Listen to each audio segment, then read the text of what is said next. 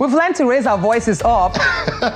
We raise our voices up whenever we're not heard. And we have the Senate President always says, Senator Natasha, we're all men here, okay? So speak like a man. There's no softening the ground for you. You decided to be here, so... Hashtag Akpabio has been trending on the X social media platform following a protest by microblogger Gistlover against how Senate President Godswill Akpabio recklessly talks to female lawmakers in the National Assembly.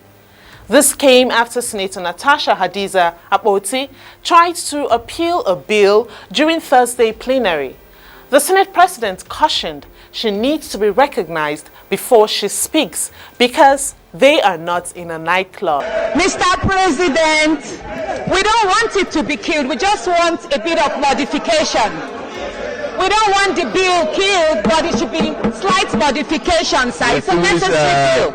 This is Senator Natasha. In the chamber, you have to be recognized before you speak. Oh, pardon me. Yeah, we are not in a nightclub. Akpabio was also alleged to have disrespected Senator Kinkebe, who had voiced concerns about being sidelined in federal matters, particularly by Nyesom Wike, despite being a constitutionally elected senator of the FCT. I saw one of the legislators on television talking about you and mentioning the fact that she was not carried along. Well, she's a member of the Senate. Once the decision is taken, she is bound by the decision. So please ignore every distraction.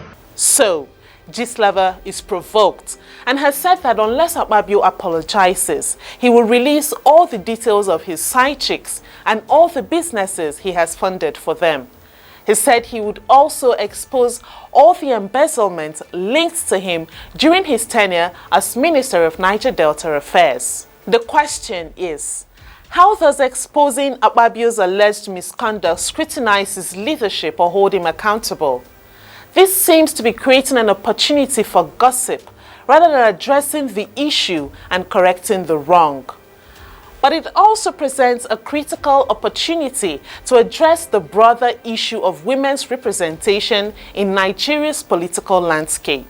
Recent elections revealed that women occupy only 21 out of the 469 legislative seats, a mere 4.48% of the total. In the Senate, only 4 women were elected, while the House of Representatives saw a slight increase with 17 female representatives. This stark contrast to the male-dominated assembly, where men hold 95.5% of the seats, raises serious questions about gender equality in governance. As we reflect on this situation, it is clear that the conversation about women's roles in politics is more urgent than ever. The National Assembly must prioritize the Gender and Equal Opportunity Bill to pave the way for greater female representation. The public outcry against Akpabio's behavior serves as a reminder that women's voices must not only be heard but respected in the corridors of power. It is time for Nigeria to foster a political environment where women can thrive and contribute equally to national discourse. This moment is not just about one man's apology. It's about creating a more inclusive political landscape for future generations.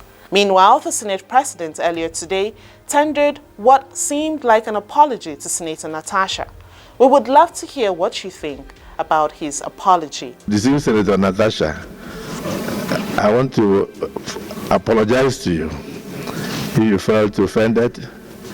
If I had mentioned that we are not in the market, they will say I said you are a market woman. If I said that you were not in a nightclub where people shout above the noise of the music, they will say you went to nightclub. If I said you were not in a community meeting in the village, they will say Akpabio says Natasha is a village woman. For me, there is nothing I will say that will not be misunderstood. Until next time, I am Francis Oti. Thank you for watching.